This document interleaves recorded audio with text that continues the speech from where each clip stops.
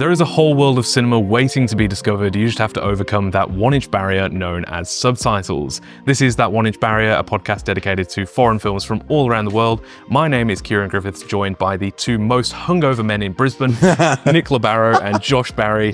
Gentlemen, I know how you're doing, but how are you doing in relation to the podcast? We're going back to our roots. We're bringing it back. If you watch a lot of the early episodes, there was at least one of us, and Kieran was a culprit who at least hung over for one, because we record predominantly on Sunday mornings. Yes. And as the Bible says, on the seventh day, God said, go get on the beers. And that's what we did. Oh, that's why it hasn't, because we've been doing it on Saturday. We've been doing it on Saturdays, and then we're often... So we haven't... Yeah, so it's brought it back to Sunday morning. Sunday, the first Immediately one. What's killed us. So, in relation to the podcast, Yeah. this is great. This is our first recording of 2025. Yes, This is very happy New exciting. Year, So happy everybody. New Year. Yep. And what we did, the Christmas episode, Christmas In episode, inverted commas, in yeah. inverted Yeah, commas yeah, there. yeah. So, but no, it's been fun. Yeah. The new channel is now in full effect. It's been a couple of months now. And Yeah, we ticked into the 40s for our episodes, which that's is wild. Yeah, that is insane. That is. crazy. In I the saw- space of 2 years, we've done 40 I episodes. saw someone 2 years seems crazier It than does. 40 episodes. I was like, wow. I saw someone talking the other day about like the average lifespan of like a new podcast. I think Yeah. is like, I can't remember if he said 12 or 20 episodes, and that's normally they'll fizzle done it. out. So we are above average. we have- Take that, we have Dad. Smashed it. How are you, mate? Are you good? I'm good. Yeah. Picked a nice cheery film to kick the year off. Yes, Yeah. indeed. So I'm good. I'm excited. Really keen to get into some more foreign movies this year. And Yeah. Yeah. podcast going from strength to strength. Yeah, I which I'm think really so. excited about. But this month's episode, today we're talking about my pick, which is a 2007 film from Romania. 4 months, 3 weeks, and 2 days, which essentially boils down to it's the story of two friends in college trying to access and arrange an illegal abortion during sort of the final years of Communist Romania in the 80s. It's a heavy film. This is a heavy movie. In case you couldn't get that from the synopsis of it being about an illegal abortion. Not a lot of, and not that there should have been, but not a lot of levity in this film. This is a very bleak, as the audience, you are the fly on the wall watching this very intense encounter and the ramifications, and even the prelude to it all is just quite... Yeah. I like how Like- straight away you're in that apartment block. It really gives you a vibe of the current climate there. Like they're buying cigarettes from Essentially the another black market apartment. in Yeah, a dormitory. Yeah. It Really It's very much a film about a time and a place that is so personal to the director, you know, as someone who obviously grew up in and around Romania during its communist era in this sort of late 80s phase. And it is based off of sort of anecdotal stories he'd heard from people in his life about them or people that they know accessing these abortions illegally. Because during the Nicolae Ceausescu era, who was the leader of Romania at this time, they outlawed abortion not for any religious reasons, which is obviously what we see a lot of the time around the world, but basically because the population of Romania was so in decline That it was, that they were like, we need to have all the people we can get. And then the ironic thing about that is that you then, because outlawing abortion doesn't make people not get abortions, it just makes people get them in an unsafe manner. Yes. And the estimates are that thousands or even tens of thousands of women died From during this era, Wow. just Because from of that. trying to access abortions illegally, and would then end up having complications. Yeah. Well, I mean, you look at the abortion that takes place in this film, and you kind of go, "That is in no way how anyone should be No, searching for No. the solution to their issue." I guess. and that's the ultimate irony, right? Is this whole Well, concept yes. was brought in to try and increase the population, and how many people died needlessly because of it. Just to get the film, the podcast off on a really down Down note. note, But yeah, I think yeah. it's important to No, talk it's very about much, yeah. the contextuality of the film and that this isn't some Handmaid's Tale make believe thing. This was happening in a real place at a real time not that long ago. This is only 40 years ago, and I think it does it with so much care and intimacy while still sort of being very objective Yeah. in its approach. Like you said, it's very much a fly on the wall. Yeah, yeah. There's a lot of long takes, 3, 4, 5 minutes of uninterrupted dialogue with a static camera. There's no score. There's no, sort of visual gimmickry. Like there's no random cutaway shots to B-roll. This could be a documentary. Yes. It ultimately could be. It feels like an acted out documentary. I don't know what that means. I know what you mean. It feels like you're watching a dramatized documentary ultimately. But so beautifully done. Yeah, and beautiful seems like almost like an odd word to pair with the premise and the contextuality of where this movie's set, but it kind of is. It has this hope to it within the friendship. I think is the big thing, is that these two, even though it's a tested friendship throughout a lot of the film, it's kind of one of those things. It's like when your own country fails you, like who do you really have to turn to? And then it's this one person who is willing to help you.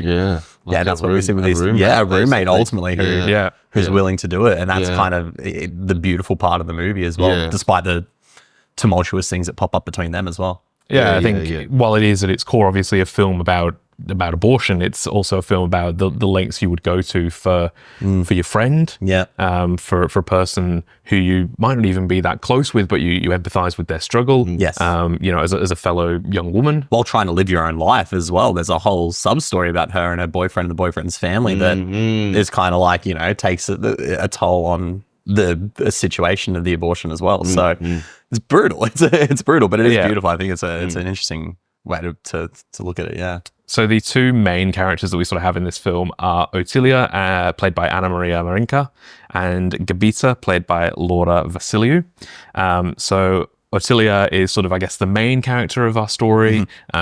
She's the one sort of helping her friend Gabita, who is pregnant at the start of the film, arrange this illegal abortion, while also dealing with, I guess, a bit of a rocky patch in her relationship with her boyfriend, who really wants her to meet his family, while she's also got all this stuff going on that she can't really talk about. It's almost there's almost like a hijinks sort of premise to it. The fact that on the same night is this meeting the parent situation, and you've ordered this. Ordered sounds like a weird word, but it's kind of how you have to. You've ordered this illegal abortion at the time, and it's just kind of like this is a terrible comparison. It's like a Mrs. Doubtfire sort of situation where she kind of has to be like, you have to be feels like a Seinfeld skit.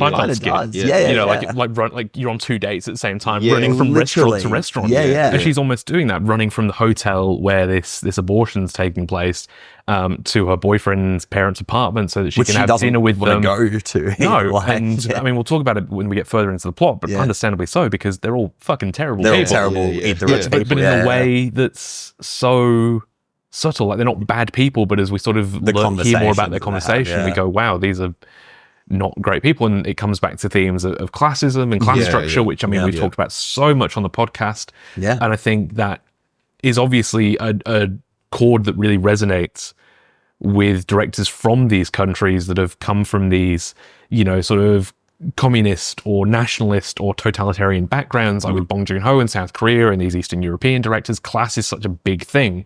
I mean, class is a big thing everywhere, but I think we don't feel it so much in these westernized first world countries. So I think when we look at things like Cuarón and Mexico, like, we see it so much more. And it's no wonder that this is the lived experiences of these directors, and they want to talk about it. Well, it almost comes across as comical in Western films sometimes, because then when you look at a movie like this is just one example of millions, I'm assuming, but like, you look at something like Hillbilly Elegy, and that's a movie that's kind of about classism in a way, and then you look at it and go, yeah, but I don't sympathize with that person because, well, it was written by a piece of shit. But like, but it also just feels like working class porn. A little bit, that's a great way of putting it. It just feels like a bunch of rich people putting on costumes to pretend to be poor, so they can all pat themselves on the back and go, "Oh, we feel bad." That's a good point, because I think then the disconnect of not knowing who these actresses are, who whether they might be Romania's like top actresses, but the disconnect of that really allows you to be like, "Oh, these are two real people that I'm watching almost." It's a really interesting. But I don't feel Ron Howard can tell a story about growing up being poor. I don't think Amy Adams just can tell a story. To clarify, Ron Howard's not the piece of shit. No, it is. It's J.D. Vance. J.D. Vance. We're just going for the vice president of the United States of America. Hey. Shots fired. Thanks for listening. If you are, go fuck a couch. All the numbers. Numbers are numbers. So keep listening. If you are listening, I take it back, I guess.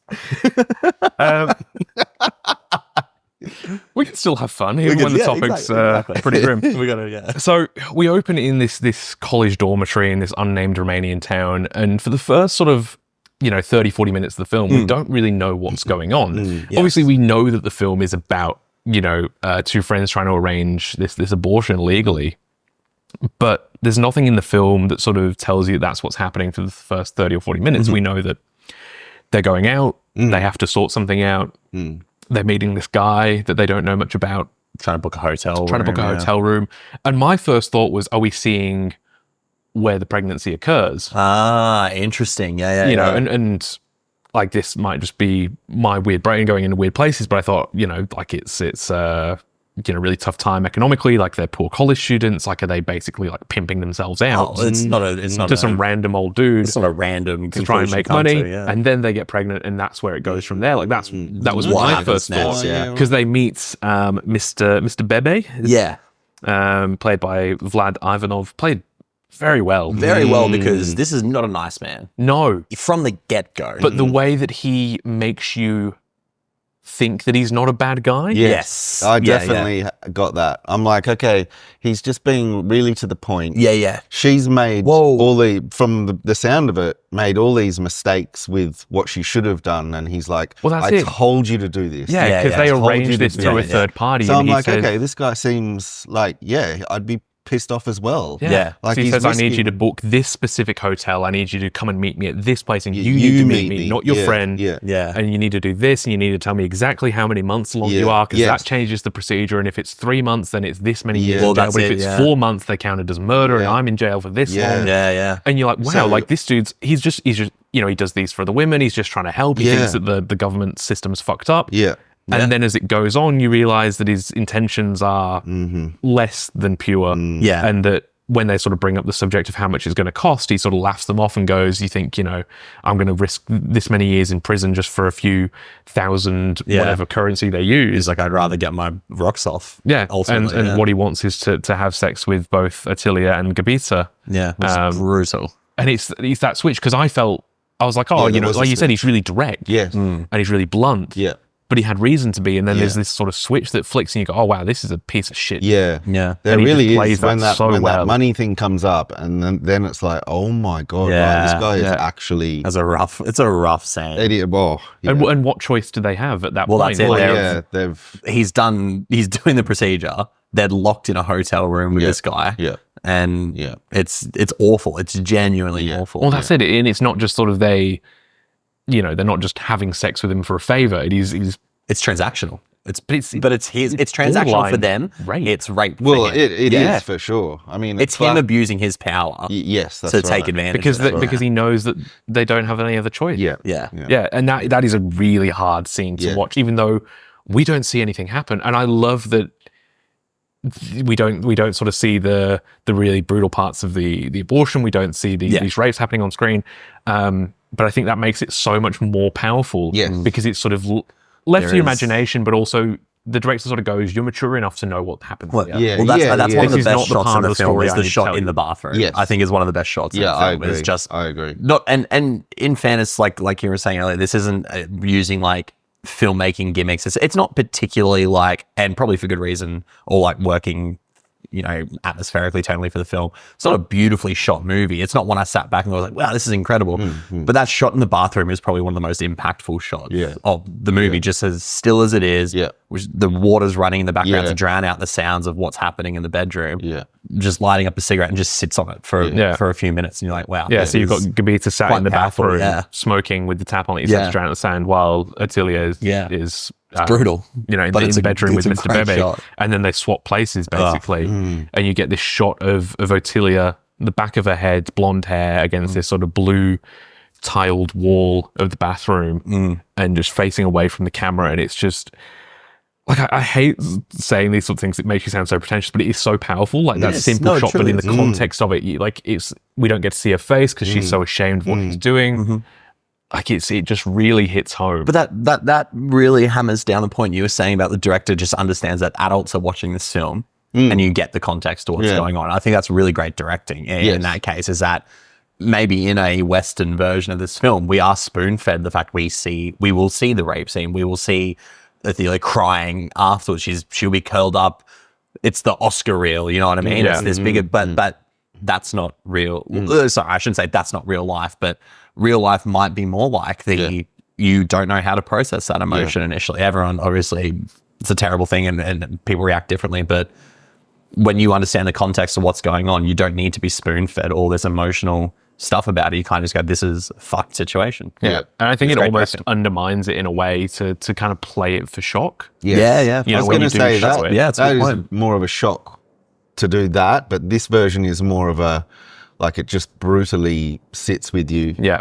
You feel like the reality of the situation, rather than just being shocked by a visual event. And then she has to, like, because the whole film takes place over the course of a day. Which is, I love movies that do that. I'm a big fan of that. And so she then has to, I guess, she'll live with it for the rest of her life, but like she has to live with that for the rest of the film, the rest of that day, where she's got to go to a boyfriend's house, and she shows up at his parents' apartment, and he's asked her to bring flowers for her mother. She's understandably forgotten because she's having the worst fucking day of her life. First thing he says to her, you didn't even bring flowers. Where are the flowers? Meanwhile, she's just trying to seeing her friend, have an abortion. She's just been raped, and he's like, the fuck is your problem? So it makes you so angry. It makes you angry, and then you sit back and go, like, he has no idea what's going on as well. It's a tough situation. So then it's so morally conflicting in that sense. I think we don't have the context because she hasn't told him anything, so he just thinks that she's being flaky, doesn't want to meet his family. It's just a bad day for all of this to happen. You know what I mean? It is, like I said, it's almost like hijinks, but it's just brutally realistic and not fun at all. There's no Looney Tunes. Hijinks going on. It's just fucking heavy days. And then we get to this dinner scene. Which, so Athalia having dinner with her boyfriend's family. Addy is the boyfriend, and the parents and parents' friends, they're all doctors and surgeons and these sort of highfalutin professions. And they sort of ask Athalia what her parents do and where she comes from. And she comes from a small town, which is probably a village basically.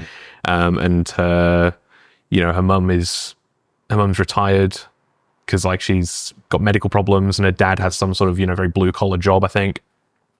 And they sort of immediately start looking down on her.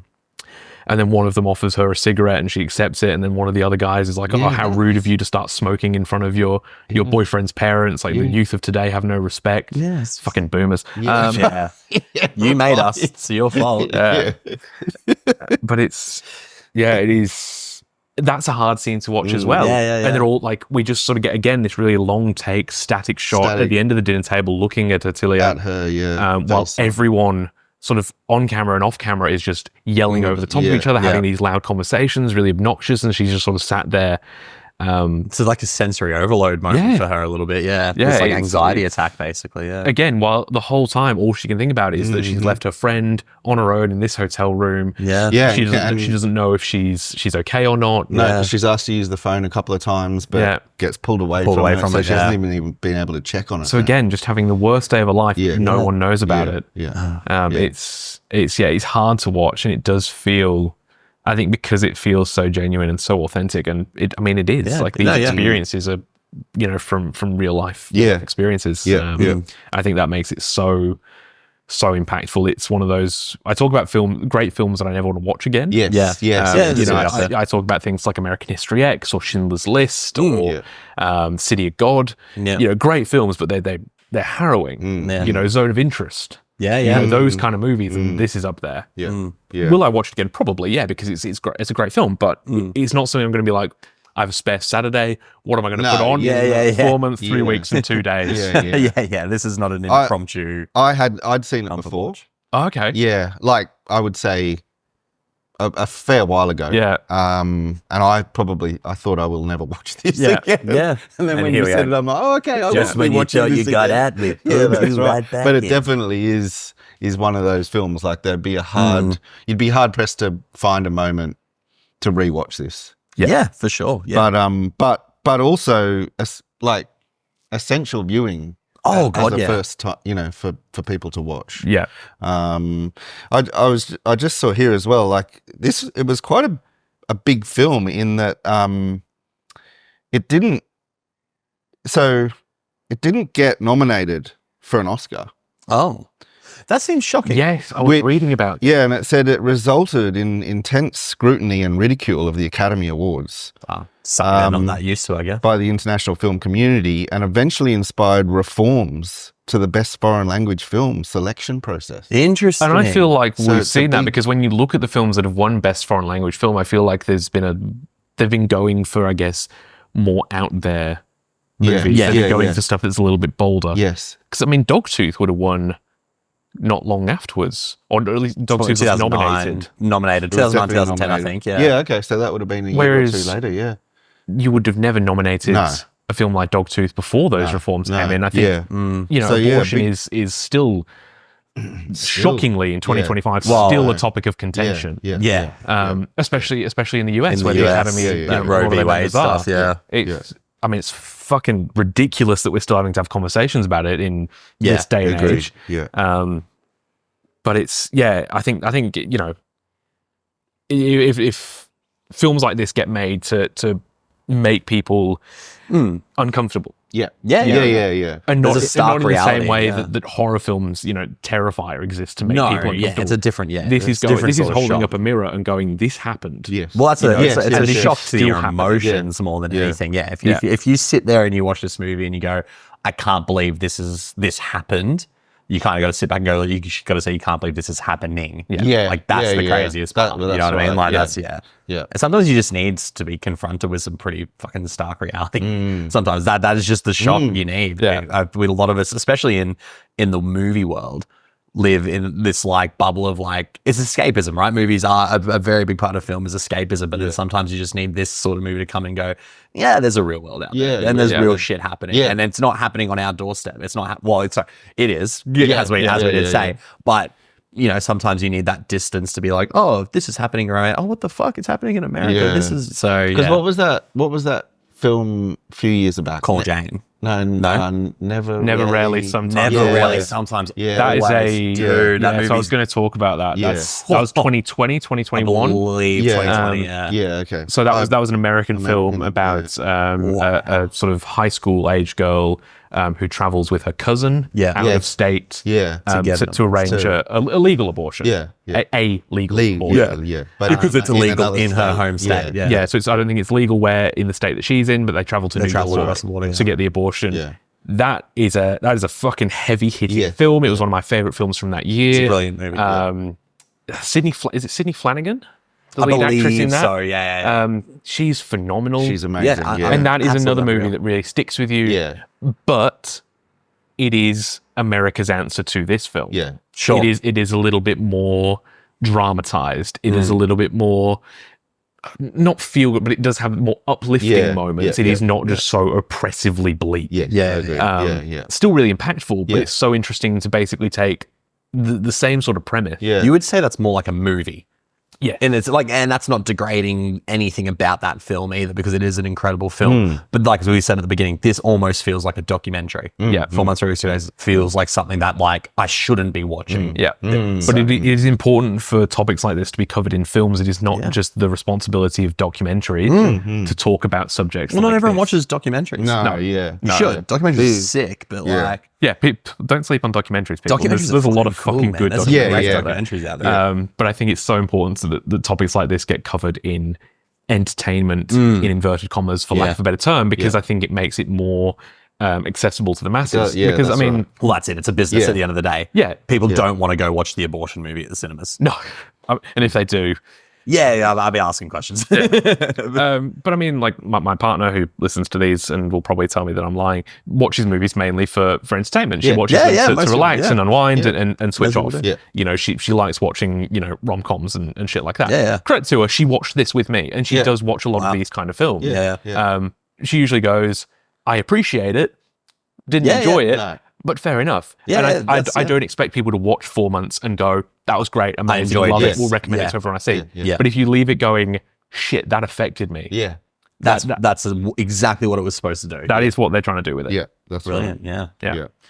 But there's not too much more to the story than that. Like, it really is just about these two friends going through this process together, the relationship with the boyfriend, and then the interactions with this man who we were talking about before. Like, obviously his, what he wants out of this is awful, but he does actually help them. That doesn't make it better. No. But he is actually, but it's still abusive. Like, that's the thing. At the end of the day, he's weaponized his skill, which is as a surgeon to do abortions for his own pleasure and benefit. And like, at the end of the day, it's kind of like one of those things, like, again, terrible. I'm hungover, so please forgive me, but terrible example is like, you can look at someone like Harvey Weinstein and it's like, suck my dick, I'll put you in a movie.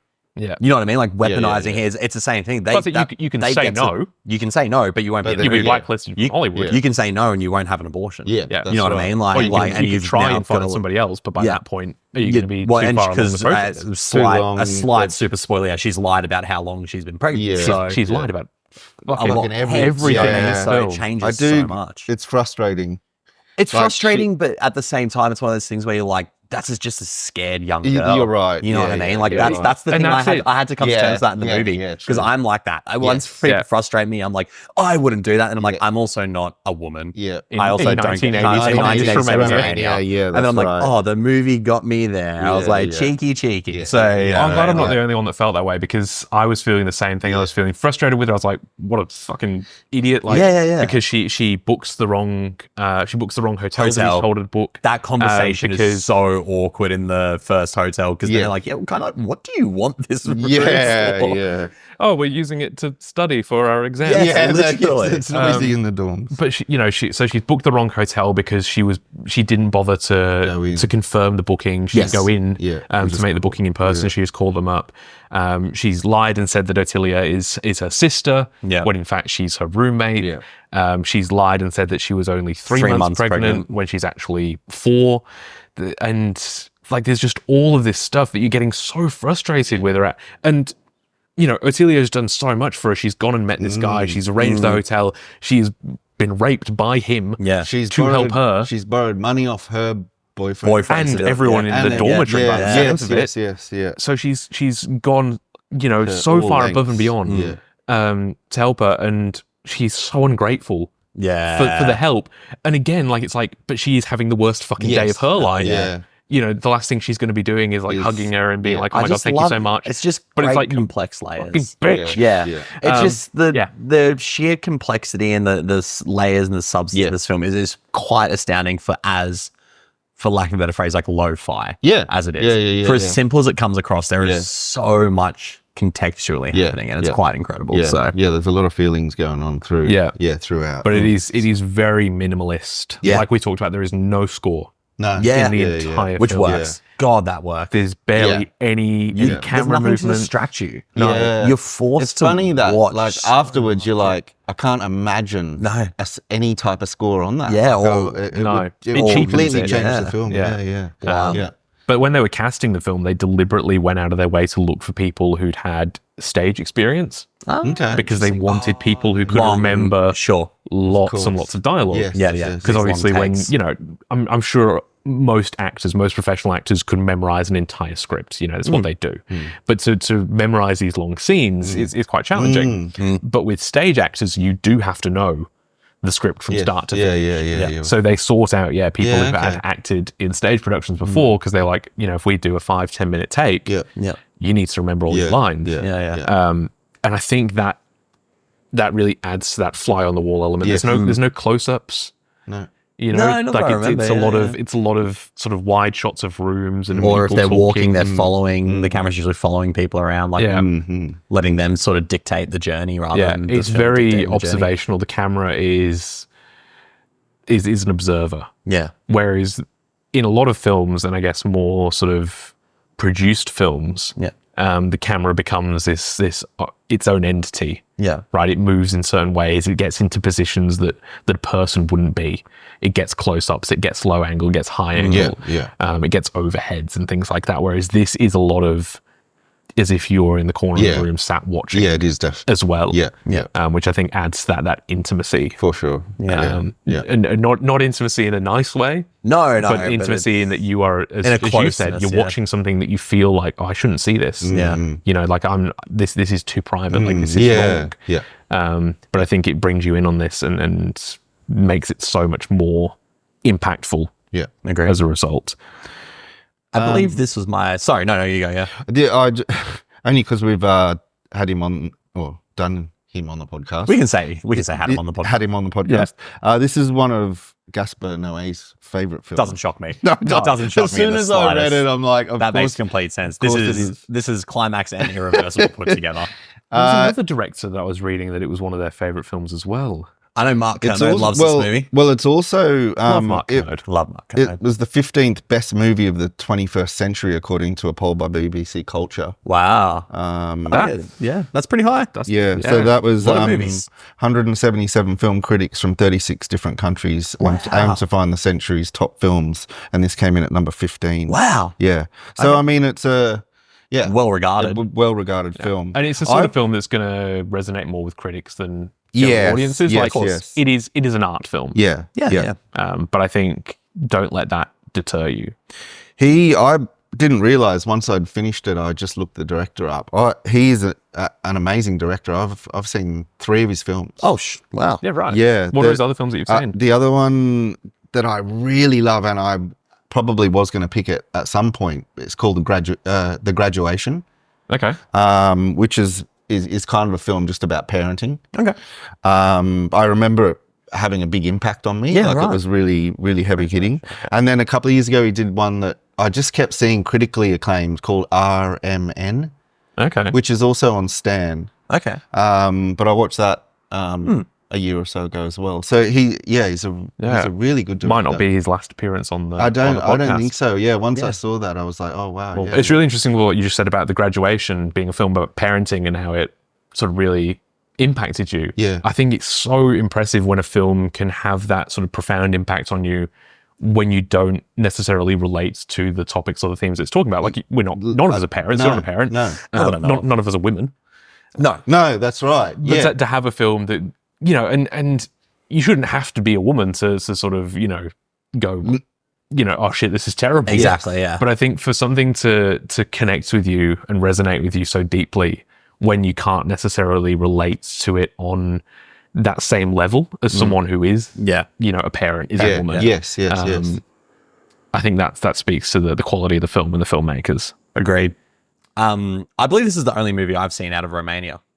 Yeah, I think it would be mine. You've seen obviously a few more of his films, but I didn't realize I had. Yeah, so, that's incredible. But, I don't know if I've seen any other Romanian films, but I've definitely seen 3. Yeah, I was just in Romania a couple of That's right. That's well. when when this came up, I'm like, oh wow, I was only there for like an afternoon and a night, but how was Bucharest? How was Bucharest? It was good. Yeah. I mean, we mainly went for this. They have Europe's biggest spa there. How good. And loads of people from the UK just get a cheap Ryanair flight straight into the airport. And the ones that make it, they go, but then we went into town after and like stayed in town, and it was a beautiful city. As you're driving in though, it's still like a lot of the apartment blocks and stuff looked like this. Yeah. Wow. Like those old like Eastern blocks. Yes. Yeah, definitely. Yeah. I mean, that's the crazy thing about it, right? Is we talk about all of these countries sort of in Eastern Europe and sort of Central Europe now, like Bucharest. I'm trying to think of other ones. Budapest and Prague and places like that. Yeah. That not too long ago were these, you know, like communist or nationalist states, with you know such like low socioeconomic orders, oppressed people, and now like they're these beautiful cities that have opened up to the world, but there's still those relics of that time where they were like that. I mean, we see in this film the sort of you know, like we see the black market. We see the train inspectors that are these terrifying figures that are going to, you know, throw you in a gulag for not having a train ticket. You know, people bribing it's like people Melbourne. with cigarettes. Sorry, I had to jump in there. It's like Melbourne. Yeah. Don't run into a tram inspector. Dan Andrews, Stalin. What's the difference?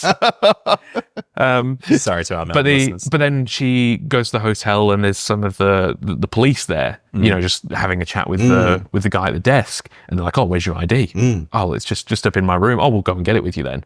Like the fear. Yeah, I know. It's like that secret police type thing. Just the whole like leaving your ID behind and have to drop the key back, and like it's really You have to tell us if you have if you have a guest staying with us, you have to tell us who it is, and they have to give us their ID, and it's but it's done in a way, and that's great show don't tell storytelling. Yes, because you get such an idea of a time and place just through these little moments, and that is one of the first things. Like if you study film, one of the first things, or you know, writing, creative writing, or anything like that, one of the first things they talk about is show don't tell. Yeah, and that is a great example of that. Yes, is that you don't have to tell us that it's a communist regime, and that people are living in fear, and that there's a lot of terrible shit happening. You show us that people are buying cigarettes and soap on a black market. You show us that people are scared of leaving their ID at home. They're scared of getting caught without a ticket on the train. And we get an idea of what it is like to be a person in that place at that time, even though it is so far removed from our own lived experience. Yeah, agree. Yeah, it's a good way to put it. Jeez. Yeah. That was emotionally exhausting. There's a lot going on there, but it's a great film. It deserves a great chat, to be honest. So, should we get into some? Well, before we get into star ratings, I feel like we're all going to be on the same page for favorite performance. I'd say so. Well, I mean, it's hard to go past our leading lady, Anna Maria Marinka, who plays Atilia. But as you said earlier, the guy, Vlad Ivanov, I mean, obviously not a likable role, but man, he plays it well. Like he does play it well. Yeah, it's a hard role to play. Oh yeah, right. To switch from feeling like this, you know, he's like, oh, this guy's going to help us. He cares about us. To this monstrous character. That's hard to do and hard to do well. So I think he does a really good job with it. But Atilia, she's Anna Maria Marinka. She does so much with. She doesn't get any like big emotional moments. Yeah. You know, there's no outburst, there's no crying, there's no sort of grand emotion. Yeah. I'd be fairly right, I think, in saying that the whole movie, the camera basically follows her. I don't think there are many scenes without her. There's the scenes where Gabita goes out of the apartment and then comes back and sits in the bathroom without her. Yes, Other than I think those are probably some of the only scenes without her. Yeah. And I think, you know, very good reason for the camera to leave her, because we get such an impactful scene by the camera moving her. Yeah. But it is very much, even though it's not her who's going through the abortion, it's her movie. Yes. Yeah. And I'm not even going to go into favorite scene, because I feel like this is just not a film. No, I know what you mean. But when it takes place over a day, it sort of feels like you're watching one long scene. Yeah, it does. It does. It really does. You know, like it doesn't feel like there's any sort of distinct act structure. No, it just plays out as it's just an hour and 40 minutes scene by scene sort of basis. Yeah. Star ratings, Nick. Shit. No. It's a tough one. This is a really tough one to rate. I think I'm going to go 4, because it's a hard movie to watch, and obviously the entertainment always comes into play for me when I do star ratings. But it feels like an important film. It is an important film. It doesn't even feel like it is an important film, and I think the performances and the care and direction that is taken with it is quite masterful. I think the approach is very delicate, but without losing any of the impact. I think that's a tough thing to do. So it's a 4. It could go higher, but it's just not an easy film to watch. I feel exactly the same. Like it's a strong 4 from me. Yes. It could definitely, like, kind of talking about it today as well. Yeah, always the case. Which is always the case. Yeah. But it is, except with Mandibles, when it's somehow gotten worse.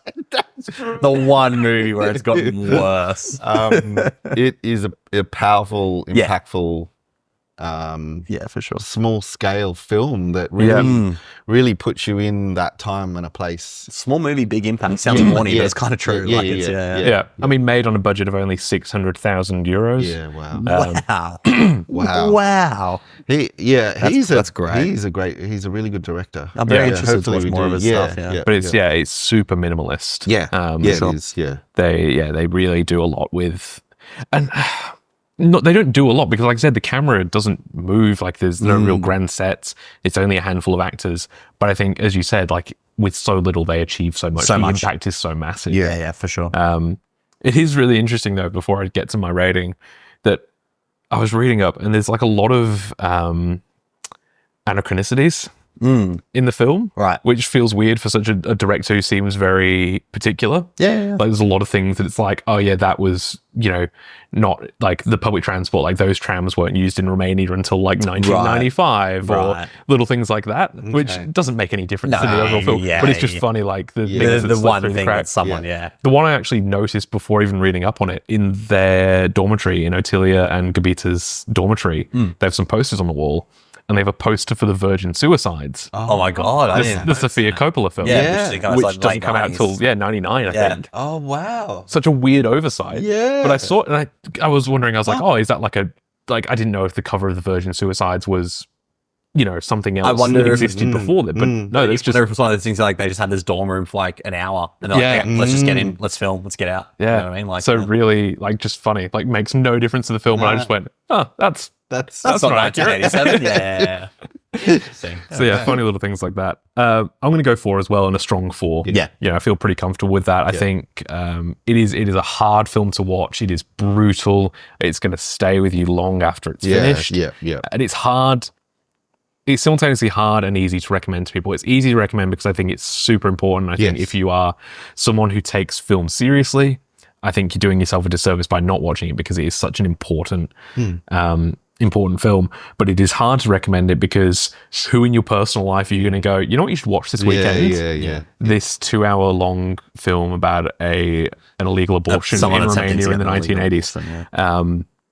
Like, I'm not going to go to work and recommend that to someone. No. You know, when that pops up on what did you do this weekend, it'll be like, watched a movie. I don't remember what it was.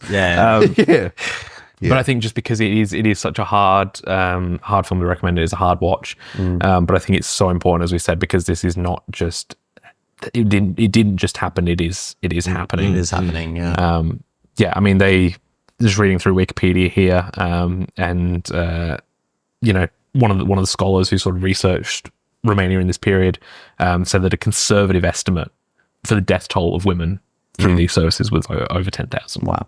Yeah, that is rough. That's because also reading, not only did they ban abortion, they banned contraceptives as well. That so kind of then plays hand in hand why she's pregnant in the first place, right? Yeah. And they even sort of ramped up the decree to the point where they mandated that women have appointments with gynecologists to determine their ability to have children or not. Right.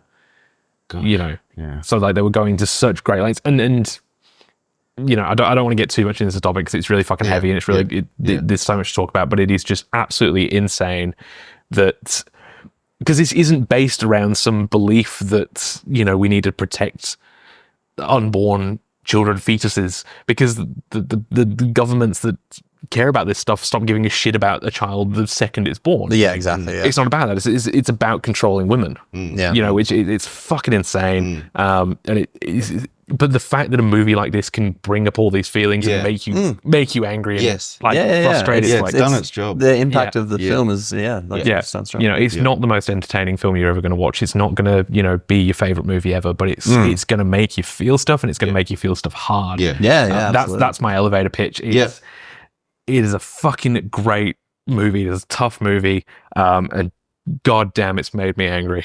That's pretty much it. I've nothing to add.